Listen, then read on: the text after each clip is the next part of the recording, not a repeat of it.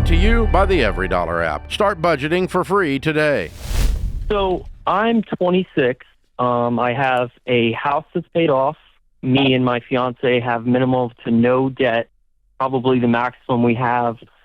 I have around $1,100. She has around like $1,400 to $1,500 in debt. I've started trading options about 5 years ago. Wasn't successful. Sort of sat down for the past 2 years, 3 years, researching, studying markets. You guys are king of investing, so I wanted to get your advice on it. I started about 4 or 5 weeks ago with $660, and my account is now sitting at $4,800 and $200. So I don't know if I should continue with the strategy that I'm using of trading options, or do I move to a different strategy? Well, you've called the right show and the wrong show. You're not going to like what I tell you to do, and you probably won't do it. I would tell you to stop day trading immediately and focus on long-term wealth building through your normal day job income. Hey, George here with a quick interruption. If something were to happen to you tomorrow, would your family know where to find your life insurance policy, your will, even your Netflix password? Well, Knockbox solves that. It's a kit that organizes your financial accounts, estate plans, and everything your family would need all in one place. That way they don't have to hack into your laptop or locate some long-lost thumb drive. So leave them a legacy, not a scavenger hunt with Knockbox. Ramsey fans get the best discount available at knockbox.com/Ramsey. That's knockbox.com/Ramsey. Do you have a normal day job? Yeah, so that's actually what got me back into trading, because I started this current position I'm at. I work 4/12 a week, so it gives me 2 to 3 days to day trade. I'm currently making $42.35 an hour, I believe it is, or $32.40.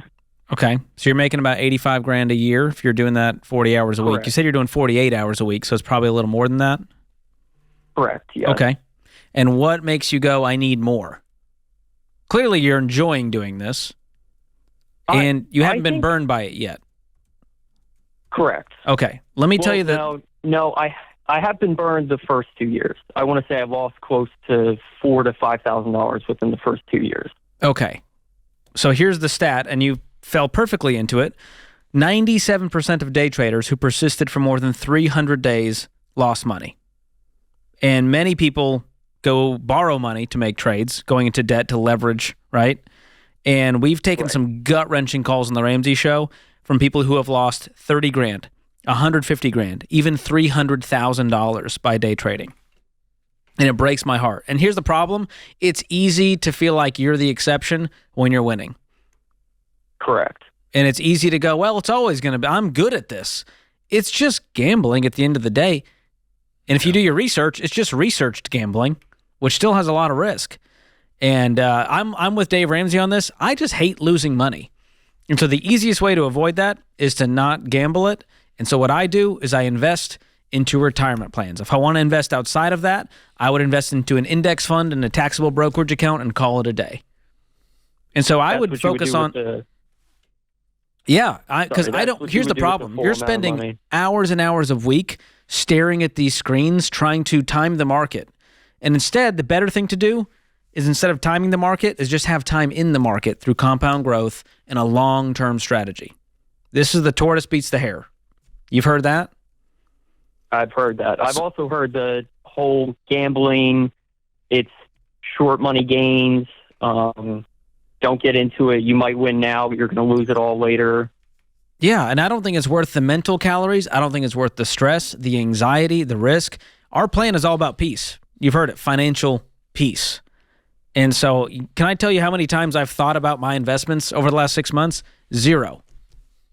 I go, oh, market's down. All right, I'm going to go get a coffee. I just don't care because I'm investing for the long term.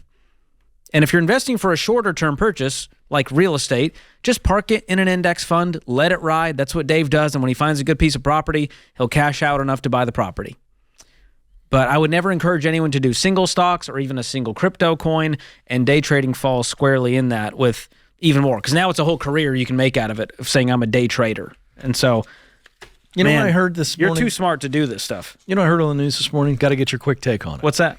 there is a crypto bar in New York City. Oh, I have heard about this. Have you heard this? Yeah. And I was thinking of you. I heard it. I was like, I wonder what George knows about this. So I guess I'll tell you, it's the worst place to meet a woman because you won't bet. find one in there. Yeah. So if you just want to hang out with other crypto pros. Yeah, Stuart Varney was asking, this was on Fox Business, and Stuart Varney was asking his female co-host who was talking about it. He's like, can you pay for your beer with crypto? And she's like, yeah. And she's like, you wouldn't know how to do it. So I guess Stuart is not jumped on the crypto train, but very interesting. Yeah. A crypto bar. I've got a dark curiosity. She said it's full of crypto enthusiasts.